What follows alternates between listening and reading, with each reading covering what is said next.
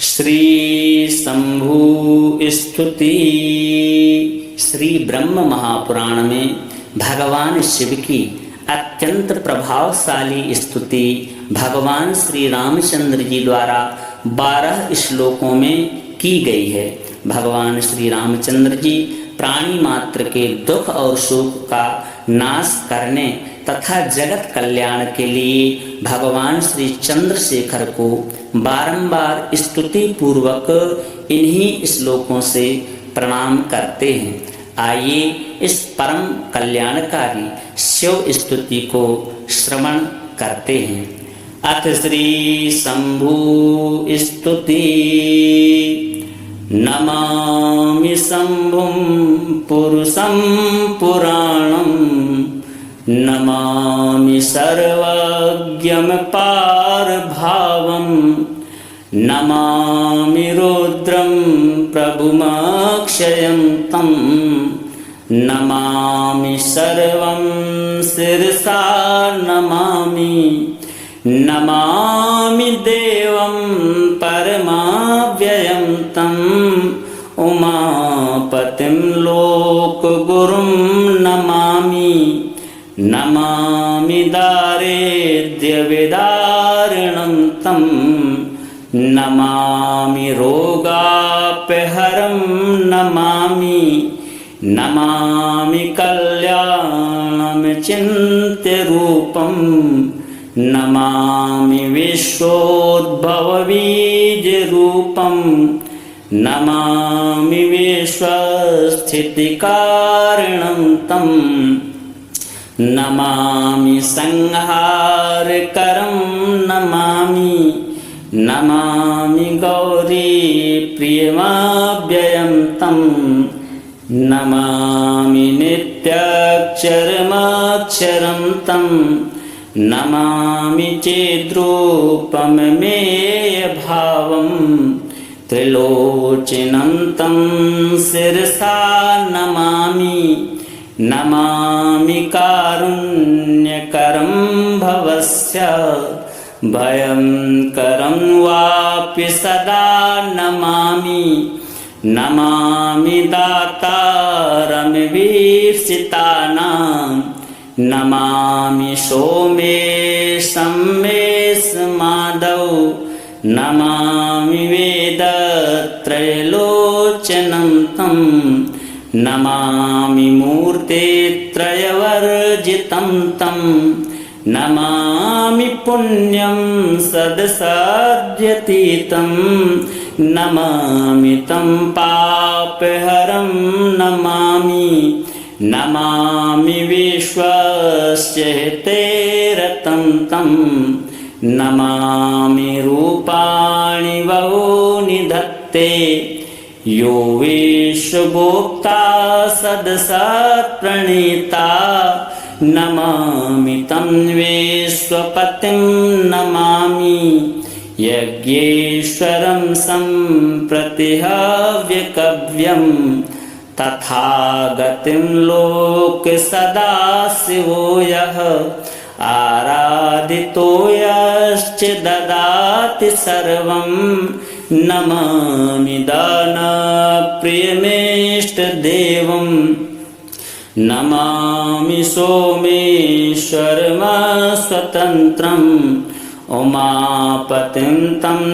विजयं नमामि, नमामि विघ्नेश्वरनन्दिनाथं, पुत्रप्रियं तं शिरसा नमामि, नमामि देवं भवदुःखशोक विनाशनं चन्द्रधरं नमामि, नमामि गङ्गाधरमीशमीड्यम्, उमादेवं देववरं नमामि, नमाम्यजादीश पुरन्दरादि सुरासुरैरर्चितपादपद्मं, नमामि देवी मुखवादिनानाम्, ईक्षातमक्षेत्रितयं य ऐक्षत पञ्चामृतैर्गन्धसुधूपदीपैर्विचित्रपुष्पैर्विविधैश्च मन्त्रैः अन्नप्रकारैः सकलोपचारैः सम्पूजितं सोममहं नमामि। श्रीशां सदाशिवार्पणमस्तु। नमामि शम्भुं पुरुषं पुराणं, नमामि सर्वज्ञं पारभावं, नमामि रुद्रं प्रभुमक्षयं तं, नमामि सर्वं शिरसा नमामि। नमामि देवं परमाव्ययं तम्, उमापतिं लोकगुरुं नमामि। नमामि दारिद्र्यविदारिणं तं, नमामि रोगापहरं नमामि। नमामि कल्याणमचिन्त्यरूपं, नमामि विश्वोद्भवबीजरूपं, नमामि विश्वस्थितिकारणं तं, नमामि संहारकरं नमामि। नमामि गौरीप्रियमव्ययं तं, नमामि नित्याक्षरमक्षरं तं, नमामि चेद्रूपमेयभावं, त्रिलोचनं तं शिरसा नमामि। नमामि कारुण्यकरं भवस्य, भयङ्करं वापि सदा नमामि। नमामि दातारमवीप्सितानां, नमामि सोमेशं मेषमादौ, नमामि वेदत्रयलोचनं तं, नमामि मूर्तित्रयवर्जितं तं, नमामि पुण्यं सदसाध्यतीतं, नमामि तं पापहरं नमामि। नमामि विश्वस्य हितेरतं तं, नमामि रूपाणि बहूनि धत्ते, यो विश्वभोक्ता सदसत्प्रणीता, नमामि तं विश्वपतिं नमामि। यज्ञेश्वरं सम्प्रतिहव्यकव्यं, तथागतिं लोकसदाशिवो यः, आराधितो यश्च ददाति सर्वं, नमामि दानप्रियमेष्टदेवं। नमामि सोमेश्वरमस्वतन्त्रम्, उमापतिं तं विजयं नमामि। नमामि विघ्नेश्वरनन्दिनाथं,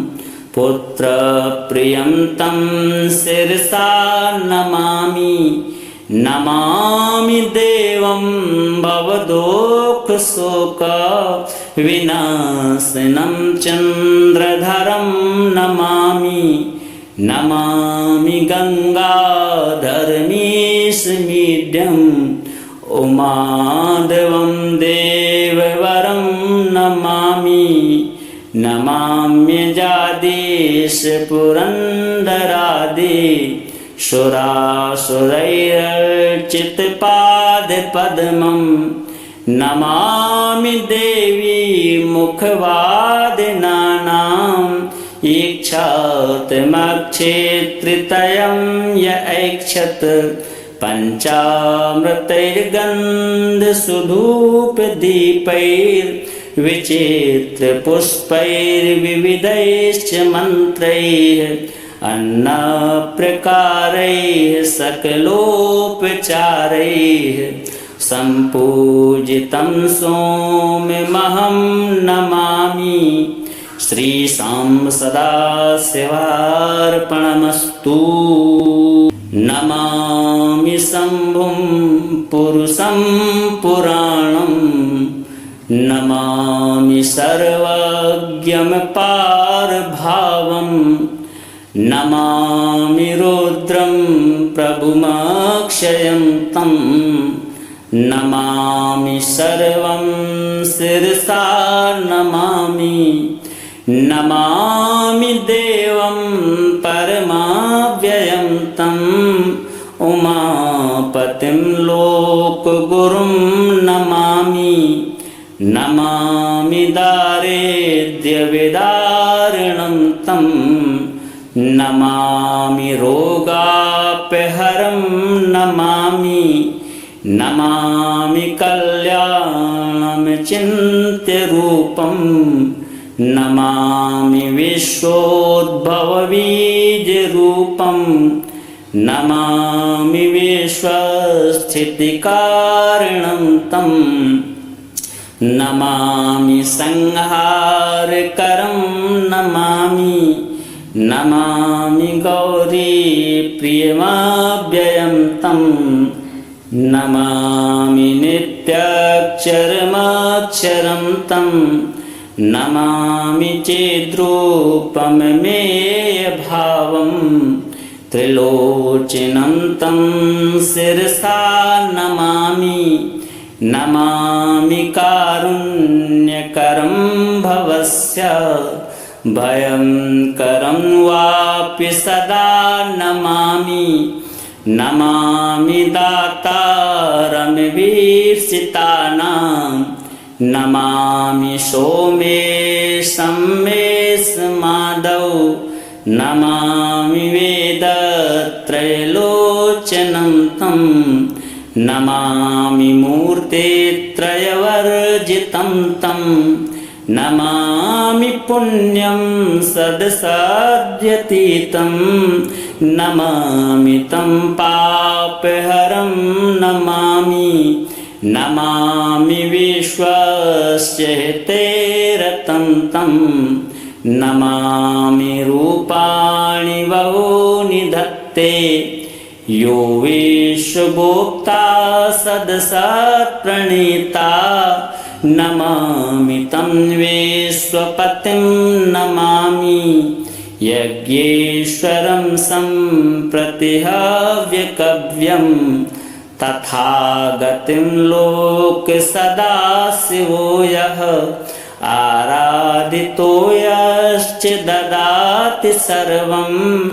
नमामि दानप्रियमेष्टदेवं नमामि सोमेश्वरमस्वतन्त्रम् उमापतिं तं विजयं नमामि नमामि विघ्नेश्वरनन्दिनाथं पुत्रप्रियं तं शिरसा नमामि नमामि देवं भवदुःखशोकविनाशनं चन्द्रधरं नमामि नमामि गङ्गाधरमीशमीड्यम् उमादेवं देववरं नमामि नमाम्यजादीश पुरन्दरादि सुरासुरैरर्चितपादपद्मं नमामि देवी मुखवादिनानाम् ईक्षातमक्षेत्रितयं य ऐक्षत पञ्चामृतैर्गन्धसुधूपदीपैर्विचित्रपुष्पैर्विविधैश्च मन्त्रैः अन्नप्रकारैः सकलोपचारैः सम्पूजितं सोम्यमहं नमामि श्रीशां सदाशिवार्पणमस्तु। नमामि शम्भुं पुरुषं पुराणं नमामि सर्वज्ञं पारभावं नमामि रुद्रं प्रभुमक्षयं तं नमामि सर्वं शिरसा नमामि नमामि देवं परमाव्ययं तं उमापतिं लोकगुरुं नमामि नमामि दारिद्र्यविदारिणं तं नमामि रोगापहरं नमामि नमामि कल्याणमचिन्त्यरूपं नमामि विश्वोद्भवबीजरूपं नमामि विश्वस्थितिकारणं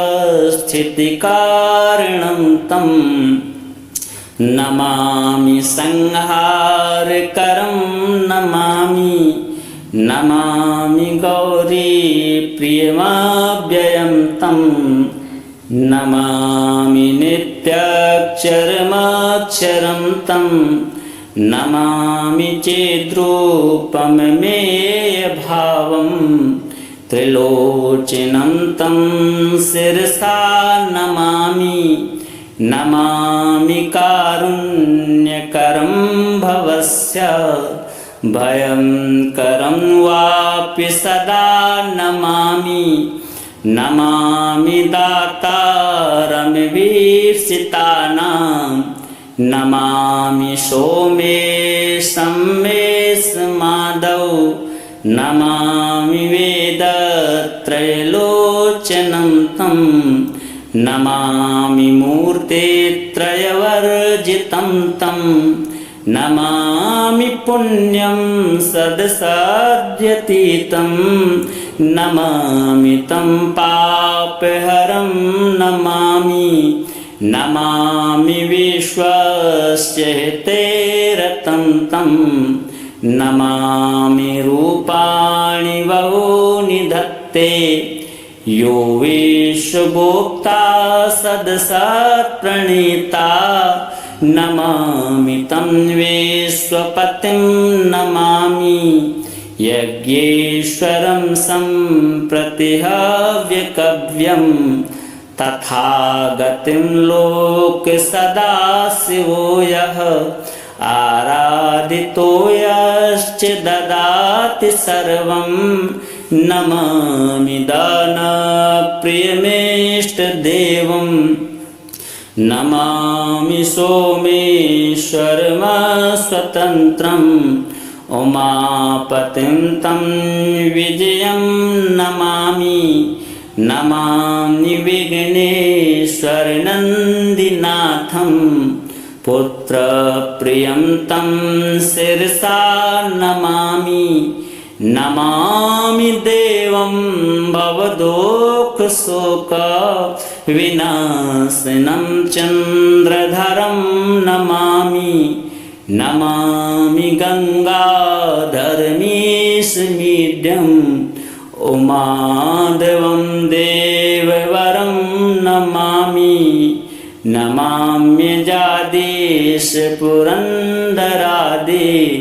सुरासुरैरर्चितपादपद्मं नमामि देवी मुखवादिनानाम् ईक्षातमक्षेत्रितयं य ऐक्षत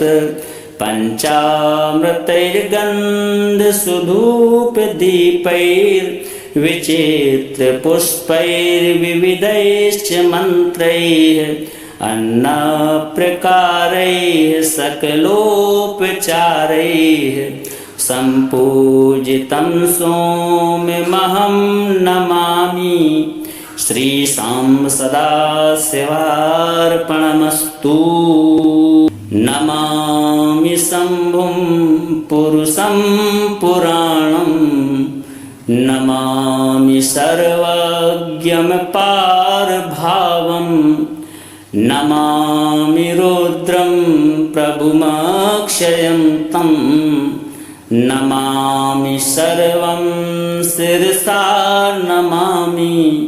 नमामि देवं परमाव्ययं तं उमापतिं लोकगुरुं नमामि नमामि दारिद्र्यविदारिणं तं नमामि रोगापहरं नमामि नमामि कल्याणमचिन्त्यरूपं नमामि विश्वोद्भवबीजरूपं नमामि विश्वस्थितिकारणं तं नमामि संहारकरं नमामि नमामि गौरीप्रियमव्ययं तं नमामि नित्याक्षरमक्षरं तं नमामि चेद्रूपमेयभावं त्रिलोचनं तं शिरसा नमामि नमामि कारुण्यकरं भवस्य भयंकरं वापि सदा नमामि नमामि दातारमवीर्षितानां नमामि सोमेशं मेषमादौ नमामि वेदत्रयलोचनं तं नमामि मूर्तित्रयवर्जितं तं नमामि पुण्यं सदसाध्यतीतं नमामि तं पापहरं नमामि नमामि विश्वस्य हितेरतं तं नमामि रूपाणि बहूनि धत्ते यो विश्वभोक्ता सदसत्प्रणीता नमामि तं विश्वपतिं नमामि यज्ञेश्वरं सम्प्रतिहव्यकव्यं तथागतिं लोकसदाशिवो यः आराधितो यश्च ददाति सर्वं नमामि दानप्रियमेष्टदेवं नमामि सोमेश्वरमस्वतन्त्रम् उमापतिं तं विजयं नमामि नमामि विघ्नेश्वरनन्दिनाथं पुत्रप्रियं तं शिरसा नमामि नमामि देवं भवदुःखशोकविनाशनं चन्द्रधरं नमामि नमामि गङ्गाधरमीशमीड्यं उमादेवं देववरं नमामि नमाम्यजादीशपुरन्दरादि सुरासुरैरर्चितपादपद्मं नमामि देवी मुखवादिनानाम् ईक्षातमक्षेत्रितयं य ऐक्षत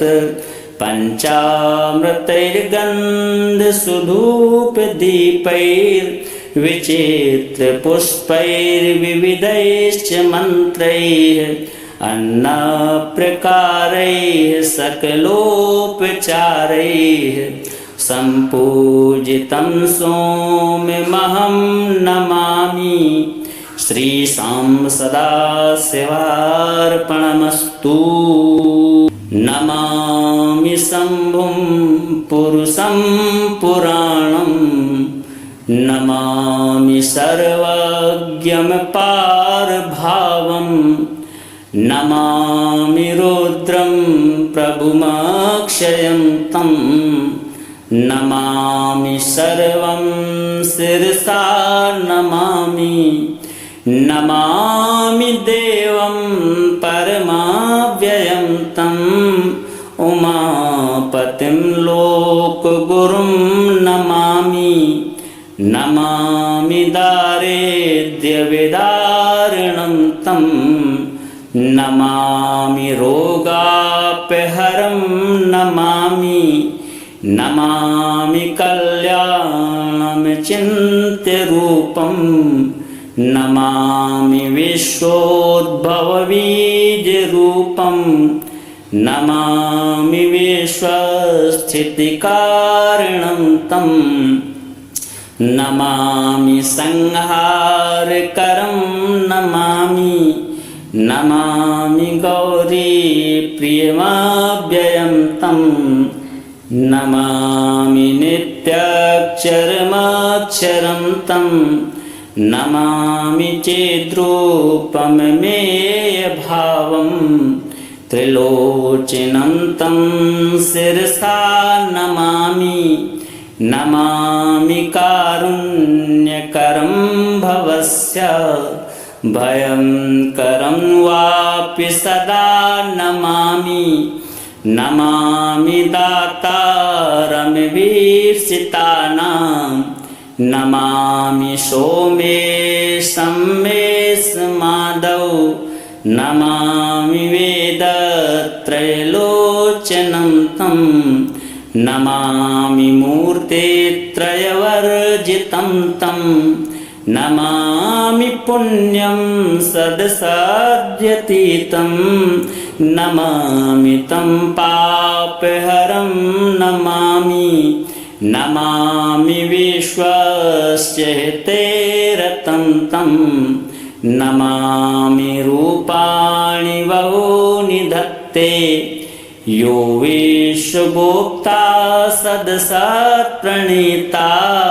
नमामि तं विश्वपतिं नमामि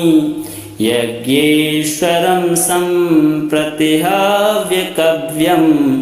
तथागतिं लोकसदाशिवो यः आराधितो यश्च ददाति सर्वं नमामि दानप्रियमेष्टदेवं नमामि सोमेश्वरमस्वतन्त्रम् उमापतिं तं विजयं नमामि नमामि विघ्नेश्वरनन्दिनाथं पुत्रप्रियं तं शिरसा नमामि नमामि देवं भवदोषशोक विनाशनं चन्द्रधरं नमामि नमामि गङ्गाधरमीशमीड्यम् उमादेवं देववरं नमामि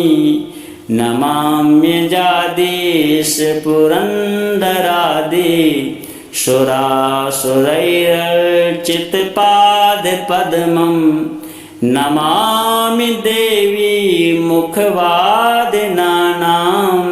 ईक्षातमक्षेत्रितयं य ऐक्षत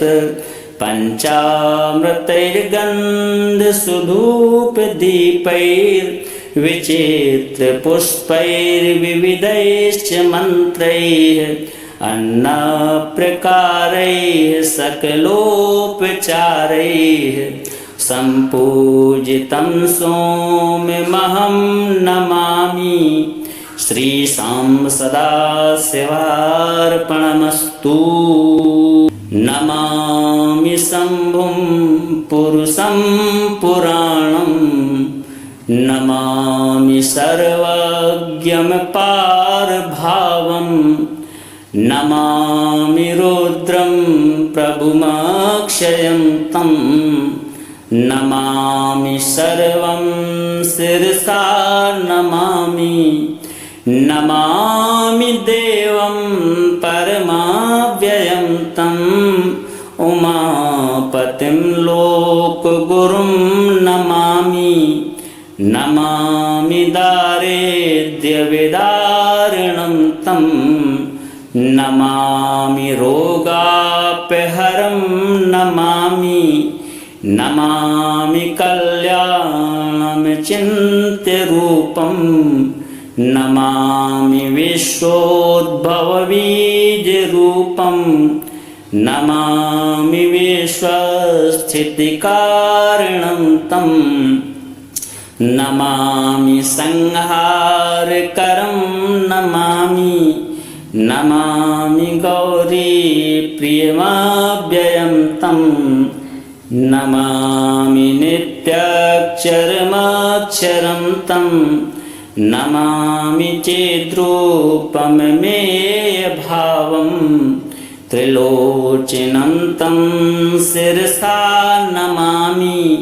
नमामि कारुण्यकरं भवस्य भयंकरं वापि सदा नमामि नमामि दातारमवीर्षितानां नमामि सोमेशं मेषमादौ नमामि वेदत्रयलोचनं तं नमामि मूर्तित्रयवर्जितं तं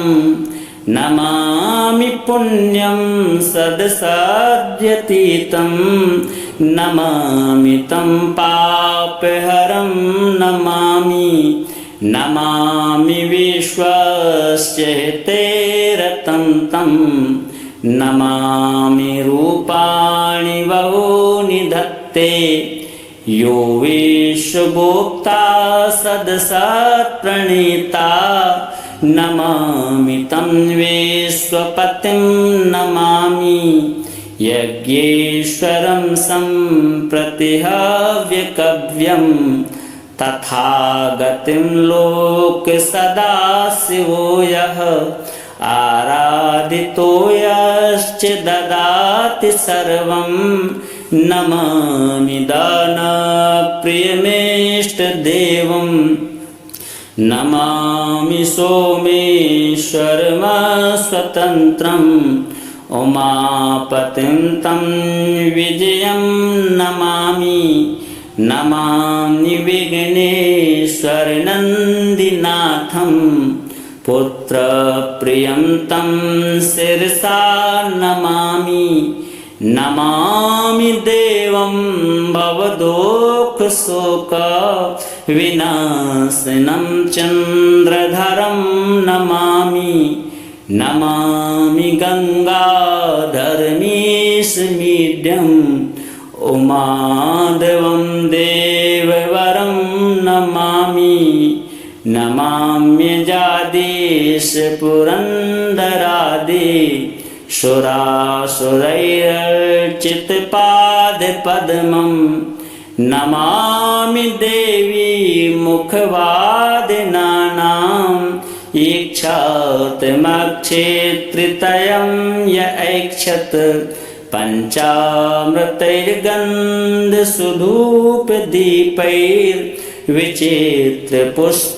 पञ्चामृतैर्गन्धसुधूपदीपैर्विचित्रपुष्पैर्विविधैश्च मन्त्रैः अन्नप्रकारैः सकलोपचारैः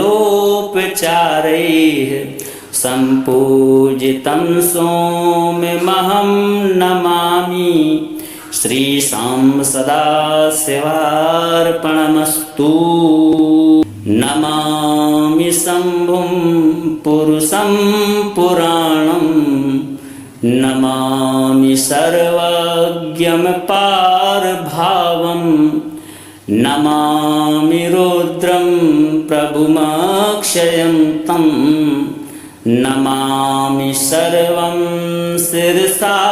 नमामि नमामि देवं परमाव्ययं तं उमापतिं लोकगुरुं नमामि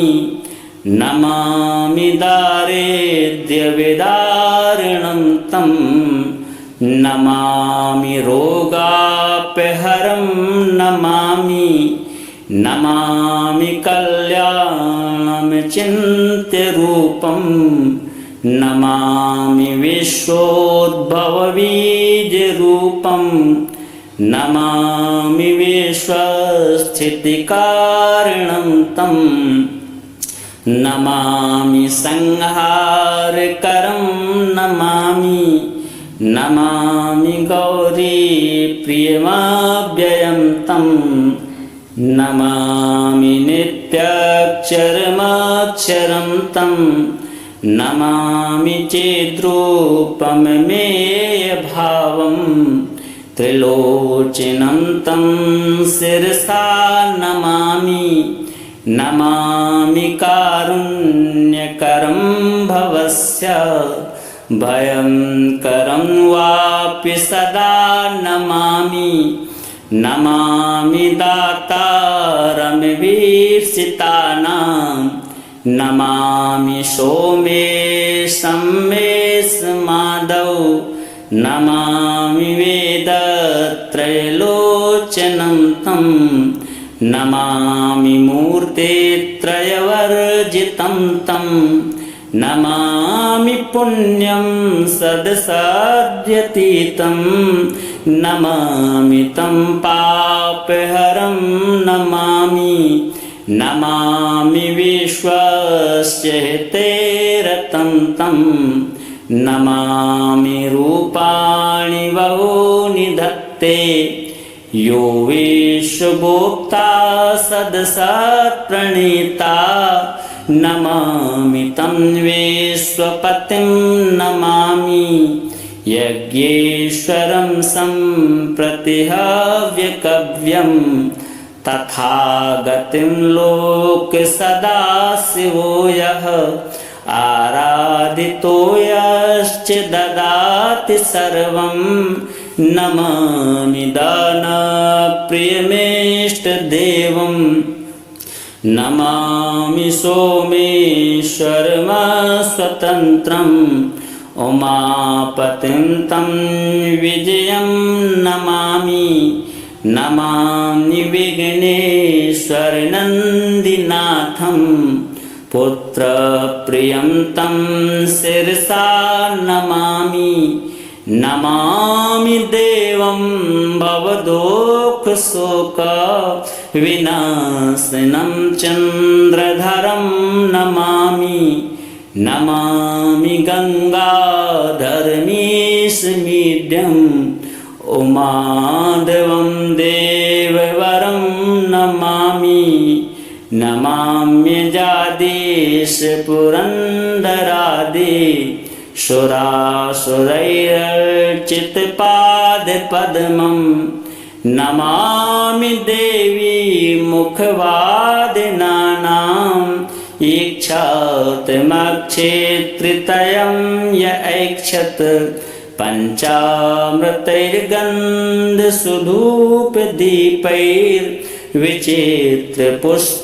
पञ्चामृतैर्गन्धसुधूपदीपैर्विचित्रपुष्पैर्विविधैश्च मन्त्रैः अन्नप्रकारैः सकलोपचारैः सम्पूजितं सोममहं नमामि श्रीशां सदाशिवार्पणमस्तु नमामि शम्भुं पुरुषं पुराणं नमामि सर्वज्ञं पारभावं नमामि रुद्रं प्रभुमक्षयं तं नमामि सर्वं शिरसा नमामि नमामि देवं परमाव्ययं तं उमापतिं लोकगुरुं नमामि नमामि दारिद्र्यविदारिणं तं नमामि रोगापहरं नमामि नमामि कल्याणमचिन्त्यरूपं नमामि विश्वोद्भवबीजरूपं नमामि विश्वस्थितिकारणं तं नमामि संहारकरं नमामि नमामि गौरीप्रियमव्ययं तं नमामि नित्याक्षरमक्षरं तं नमामि चेद्रूपमेयभावं त्रिलोचनं तं शिरसा नमामि नमामि कारुण्यकरं भवस्य भयंकरं वापि सदा नमामि। नमामि दातारमभीप्सितानां नमामि सोमेशं मेषमादौ नमामि वेदत्रयलोचनं तं नमामि मूर्तित्रयवर्जितं तं नमामि पुण्यं सदसाध्यतीतं नमामि तं पापहरं नमामि। नमामि विश्वस्य हितेरतं तं नमामि रूपाणि बहूनि धत्ते यो विश्वगोप्ता सदसत्प्रणीता नमामि तं विश्वपतिं नमामि। यज्ञेश्वरं सम्प्रतिहव्यकव्यं तथागतिं लोकसदाशिवो यः आराधितो यश्च ददाति सर्वं नमामि दानप्रियमेष्टदेवं नमामि सोमेश्वरमस्वतन्त्रम् उमापतिं तं विजयं नमामि। नमामि विघ्नेश्वरनन्दिनाथं पुत्रप्रियं तं शिरसा नमामि। नमामि देवं भवदुःखशोकविनाशनं चन्द्रधरं नमामि। नमामि गङ्गाधरमीशमीड्यं उमादेवं देववरं नमामि। नमाम्यजादीश पुरन्दरादि सुरासुरैरर्चितपादपद्मं नमामि देवी मुखवादिनानाम् ईक्षातमक्षेत्रितयं य ऐक्षत पञ्चामृतैर्गन्धसुधूपदीपैर्विचित्रपुष्पैर्विविधैश्च मन्त्रैः अन्नप्रकारैः सकलोपचारैः सम्पूजितं सोम्यमहं नमामि। श्रीशां सदाशिवार्पणमस्तु।